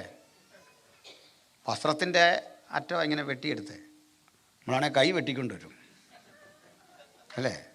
വസ്ത്രമാണെങ്കിൽ പിന്നെ അവൻ തയ്ച്ചു വെക്കും. കൈയാണെങ്കിൽ ആ ബുദ്ധിമുട്ടൊന്നുമില്ലല്ലോ, അതേ പിടിച്ചോ, കൈപ്പത്തിയും കൊണ്ട് ഇങ്ങനെ നടന്നേനെ. അത്രയും വലിയൊരു മനുഷ്യൻ. എനിക്ക് ആ മനുഷ്യനെ ഓർമ്മ വരുമ്പോഴൊക്കെ പെട്ടെന്ന് ഓർക്കുന്നൊരു കാര്യം, ദാഹജലത്തിന് വേണ്ടി വിഷമിച്ച് പാളയത്തിൽ കാത്തിരിക്കുമ്പോൾ 2 യുവാക്കൾ പോയി വെള്ളം കൊണ്ടുവരിക. യജമാനനെ കുടിച്ചാട്ടെ. ആ വെള്ളം കയ്യിലെടുത്തിട്ട് പറയുക, തങ്ങളുടെ പ്രാണൻ വക വയ്ക്കാതെ ശത്രുവാളയത്തിലൂടെ വാളിൻ്റെ വായ്ത്തലക്കലൂടെ പ്രാണൻ പണയം വെച്ചു പോയി ഈ വെള്ളം ശേഖരിച്ചു വന്ന ഈ ചെറുപ്പക്കാരുടെ രക്തം ഞാൻ കുടിക്കുമോ? അവനെ യഹോവയ്ക്ക് നിവേദിച്ചു. ഏറ്റവും വിലപിടിപ്പുള്ള ആ ജീവജലം ദൈവത്തിന് നിവേദിച്ചപ്പോൾ ആ ഹൃദയവിശാലത നോക്കിക്കേ, നമുക്ക് സാധിക്കുമോ? മറ്റൊന്നാണ്, നമ്മൾ വിമർശിക്കുന്ന ഈ മനുഷ്യൻ പറയാ, എൻ്റെ ദൈവത്തിനൊരാലയം, യാക്കോബിൻ വല്ലഭനൊരു നിവാസമുണ്ടാകും വരെ ഞാൻ എൻ്റെ കൂടാര വീട്ടിൽ കടക്കയില്ല, ശയ്യമേൽ കയറി കിടക്കയില്ല. അന്തഃപുരത്തെ വർജിച്ച് വെറും നിലത്ത് കിടന്ന മനുഷ്യൻ. ഇനിയും വിലമതിക്കാനാവാത്ത ഒരു കാര്യം കൂടി പറഞ്ഞ് ദാവീദിനെ വിട്ടേക്കാം. അതെന്താണെന്നറിയണ്ടേ? ഒരു രാജാവിന് ചേരാത്ത സാക്ഷ്യം പുള്ളി പറയാം. കാലത്ത് ഉച്ചയ്ക്ക് സന്ധ്യയ്ക്കും ഏത് നേരത്തും സങ്കടം ബോധിപ്പിച്ച് കരയുമെന്ന്. നമ്മളങ്ങനെ കരഞ്ഞ ഒരു തന്നെ തിരഞ്ഞെടുക്കുമോ? പുള്ളി ഉമ്മ കരച്ചില്ല, വാ തുറന്നപ്പോഴേ ഈ പുള്ളിയെ പിടിച്ചാക്കാൻ പറ്റുമല്ലേ? കരയുന്നൊരു മനുഷ്യനെ ദുർബലനായിട്ടാണ് സമൂഹം കാണുന്നത്. അതുകൊണ്ടാണ് ഈ അമ്മ മരിച്ചാലും പുരുഷൻ കരയാതെ പിടിച്ചിരിക്കുന്നതാ അല്ലേ? കരയാൻ പാടാ. സങ്കടമില്ലാഞ്ഞിട്ടൊന്നുമല്ല, പ്രകൃതി പുരുഷൻ അങ്ങനെയൊക്കെ ഒരു സൗകര്യം ചെയ്തിട്ടുണ്ട്.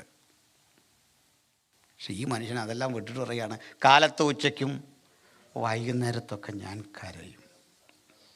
പക്ഷെ ഈ കരയുന്നവൻ മറ്റൊരു സാക്ഷ്യം പറയാം, കരയും സംഗതിയൊക്കെ നേരാ. ഒരു സൈന്യം എൻ്റെ നേരെ പാളയം ഇറങ്ങിയാൽ ഞാൻ ഇന്ന് കരയൊന്നല്ല, പണി മാറും, കളിയങ്ങ് മാറും അല്ലേ? അത് ഇവിടെ കരഞ്ഞാൽ സൈന്യം വരുമ്പോൾ പേടിക്കണ്ടെന്ന്. കരയേണ്ട ഒരു സ്ഥലം ഭക്തൻ നമുക്ക് കാണിച്ചു തന്നു. അത് പ്രാർത്ഥനാ മുറിയാണ്. അത്രയും വലിയൊരു മനുഷ്യൻ. അപ്പോൾ അവിടെ കൃത്യം മനസ്സിലായില്ലേ? ഇനിയാണ്, അയാൾക്കൊരു മകനുണ്ടായിരുന്നു, സോളമൻ. സോളമനും മക്കളുണ്ടായി. നിങ്ങളൊരു കാര്യം പഠിച്ചാൽ മതി, വല്ലാത്ത ബുദ്ധിമാനെ പിടിച്ചൊരു സ്ഥാനത്തെത്തിയാൽ അവൻ രാജ്യം നശിപ്പിക്കും. ഒരു സ്ഥാനത്ത് പഞ്ചായത്ത് മെമ്പറായിട്ട് പോലും ഒത്തിരി പഠിപ്പുള്ളവനാക്കി കഴിഞ്ഞാൽ അവനെ നശിപ്പിക്കുക. അവൻ ഒരു വഴി വെട്ടണമെങ്കിൽ സിവിൽ നിയമം എന്താ, ക്രിമിനൽ നിയമം എന്താ, ഇത് പഠിച്ചു വരുമ്പോഴേക്ക് വഴി പോലും വെട്ടാൻ പറ്റില്ലേ. ഭയങ്കര പാടാണ്. നമ്മുടെ നാട്ടിലൊക്കെ പണ്ട് ഈ മർമാണി എന്ന് പറഞ്ഞൊരു പരിപാടിയുണ്ട്. മർമാണിയുടെ പ്രശ്നം എന്താ, കുഞ്ഞു വീട്ടിലുണ്ട്, എന്നെയൊന്നും എണ്ണ തേപ്പിച്ച് കുളിപ്പിക്കാൻ പോലും പറ്റില്ല. കാരണം എണ്ണ തേച്ചാൽ കൊച്ചി എത്തുമോ, മർമ്മത്തിലായിരിക്കും തൊടുന്നത്. മനസ്സിലായില്ലേ? ഇത്രയും കഴിവുള്ളവനാണ് സോളമൻ. ഇങ്ങേരുടെ കൊച്ചുമക്കളുടെ കാലമായപ്പോഴേക്ക് രാജ്യം രണ്ടായി വിഭജിക്കപ്പെട്ടു. ഒരു കൂട്ടരെ അസീറിയക്കാർ പിടിച്ചുകൊണ്ടുപോയി. പിൽക്കാലത്തൊരു കൂട്ടരെ ബാബിലോണിയരും കൊണ്ടുപോയി. ഏതാ ബാബിലോണിയരെന്ന് മനസ്സിലായല്ലോ? നിമ്രോദിൻ്റെ ആൾക്കാർ കൊണ്ടുപോയെന്നാണ്. തെക്കേ രാജ്യത്തെ ബാബിലോണിയർ കൊണ്ടുപോയി. യെറുസലേം അടക്കമുള്ള സ്ഥലത്തെ ബാബിലോണിയർ കൊണ്ടുപോയി. ആ സ്ഥലം അവരുടെ കാൽക്കീഴിലായി. ബാക്കി 10 ഗോത്രങ്ങൾ ഉൾക്കൊള്ളുന്ന ഇസ്രയേൽ എന്ന വിശാല രാജ്യത്തെ അസീര്യൻ കൊണ്ടുപോയി. അസീര്യൻ ബാബിലോന്യ പോരാട്ടത്തിൽ അസീറിയ തകർന്നു. ഇപ്പോൾ ബാബിലോണേ ഉള്ളൂ. ആ ബാബിലോണിലേക്ക് ഇസ്രായേൽ മക്കൾ ചെല്ലുമ്പോൾ ആ കൂടെയുണ്ട് നമ്മൾ പറയുന്ന ശദ്രക്ക്, മേശക്, അബേദ്നെഗോ, ദാനിയേൽ, നമ്മുടെ പ്രവാചകനായ എസെക്കിയേലും ഒക്കെ ഉണ്ട്. എസെക്കിയേൽ പക്ഷേ ഈ കൂടെ വരാത്തെന്താ? പുരോഹിതനാണ്. പുരോഹിതനെ ഇങ്ങനെ കൊണ്ടുപോയാൽ ഇവിടെ വല്ല ജോലിക്കും പറ്റുമോ? ക്ഷമിക്കണം, നമ്മൾ പാസ്റ്റർമാരൊക്കെ പറയാറുണ്ട് വേറെ ജോലിയൊന്നും ഇല്ലാഞ്ഞിട്ടല്ല ഞാനിനി ഇറങ്ങി. നമ്മളെ കളക്ടറാക്കുമായിരുന്നു. ഇത് കേട്ടാൽ എന്നെ കോട്ടയം കളക്ടറാക്കുമെന്നൊരു ചിന്തയിലാണ്. ചുമ്മാ നിന്നങ്ങ് തട്ടുക. അതറിയണേ എസെക്കിയേലിനെ നോക്കിയാൽ മതി. ലേവി ഗോത്രക്കാരനാ. പണി എന്താണെന്നറിയാം? കോൺസെൻട്രേഷൻ ക്യാമ്പ് പോലെ വലിയ ക്യാമ്പ് ഉണ്ടാക്കിയിട്ടേച്ച് പറയാ 30-ാം ആണ്ട് 4-ാം മാസം 5-ാം തീയതി ഞാൻ കേവാർ നദിയുടെ തീരത്തിരിക്കുമ്പോൾ. കണ്ടോ, അത്രേ ഉള്ളൂ. പുള്ളി അത്രേ ഉള്ളൂ. പിന്നെ നമ്മുടെ കാര്യം പറയണ്ട. രാജസന്തതികളിൽ കുലീനന്മാരായ ശ്രേഷ്ഠന്മാരായ ജൂതഗോത്രക്കാരെ, അവർ വളരെ ബ്രില്യൻ്റാ, അവരെ പിടിച്ച് അങ്ങോട്ടുണ്ടായി കൊട്ടാരത്തിനുള്ളിലെ ശുശ്രൂഷയ്ക്ക്. ഇവിടെ നിന്ന് ഒരു കാര്യം പഠിക്കേണ്ട. മത്തായി ചരിത്രം എഴുതുക. മത്തായിയുടെ ചരിത്രം ഒരത്ഭുത. ലോകം മുഴുവൻ യേശുവിനെ അവഹേളിച്ചും അപമാനിച്ചും പോവുക. യേശുവിനെ അവഹേളിച്ച് അപമാനിച്ചു പോകുന്ന ഘട്ടത്തിൽ മത്തായി എന്ന മനുഷ്യൻ യേശുവിൻ്റെ പൈതൃകത്തിൻ്റെ പൂർവ്വചരിത്രം തേടി തേടി തേടി തേടി ഒരു പോക്ക് പോയിട്ട് അബ്രഹാമിൽ ചെന്ന് നിന്നു. ഉലകത്തെ മുഴുവൻ വിളിച്ച് കാണിക്കുക, തച്ചൻ്റെ മകനെന്ന് നിങ്ങൾ ആക്ഷേപിക്കുന്ന ഈ യേശുവില്ലേ, ആ കുലമഹിമ പരിശോധിക്കണം, ആ ജനുസിനെ പരിശോധിക്കണം. ആരംഭിക്കുന്നതേ അബ്രഹാമിൽ നിന്നാ. ആ വഴി ഇങ്ങോട്ട് പറയുമ്പോൾ സന്തോഷം തോന്നിയൊരു കാര്യം, ഒരു 3-4 സ്ത്രീകളുണ്ടാക്കൂടെ. ഈ സ്ത്രീകളുടെ പേരുണ്ട്. ഒരാൾ താമാർ, ഒരാൾ രാഹാബ്, പിന്നെ രൂത്ത്, പിന്നെ നമ്മുടെ മറിയത്തെവിടെ. ബാക്കി 3 പേർക്കും ഒരു നല്ല പശ്ചാത്തലമില്ല. നമ്മളാണ് ആ പേര് എഴുതാതെ വിട്ടേനെ. നമ്മൾ തന്നെ പറഞ്ഞില്ലേ, എത്രയോ നല്ല സ്ത്രീകളുടെ പേര് കിടക്കുന്നു, ഇവരുടെ പേര് എന്തിനാണ് എഴുതുന്നേ? ഇനി ഉണ്ടേ തന്നെ മാറ്റി നിർത്തും. എന്തിനാ മത്തായി ഇവരെ പ്രൊജക്റ്റ് ചെയ്യുന്നറിയണ്ടേ? ഇതിൻ്റെ പേരാ കൃപ. ഹല്ലേലൂയ. അതിൻ്റെ പേരാ കൃപ. ലോകം ചാപ്പ കുത്തിയ ചില വിലാസങ്ങൾ അവനുണ്ട്, പക്ഷെ ക്രിസ്തുവിൻ്റെ വംശാവലിയിൽ ചേർന്ന് നിന്നപ്പോൾ ആ സ്ത്രീകൾക്കും കിട്ടി ഒരു വില, ഒരു മാന്യത, ഒരഭിമാനം. ഇതെൻ്റെ മുത്തശ്ശിമാരാണെന്ന് പറയാൻ മടി കാണിക്കാത്ത ക്രിസ്തുവാണ് ഇന്ന് നമ്മെ വീണ്ടെടുത്തതെങ്കിൽ യേശുവിനെ അനുധാവനം ചെയ്യുമ്പോൾ അവൻ നമ്മുടെ വില വർദ്ധിപ്പിക്കും, നില വർദ്ധിപ്പിക്കും, അവസരം വർദ്ധിപ്പിക്കും, സാധ്യതകളെ മുഴുവൻ മാറ്റും. ഹല്ലേലൂയ. പിന്നെയും കണ്ടു ഈ കൂടെ മത്തായി പക്ഷെ ഒരു കാര്യം പറഞ്ഞു. 1:17 ഒന്ന് വായിച്ചാൽ കൊള്ളാം, എടുത്തെങ്കിൽ. ആ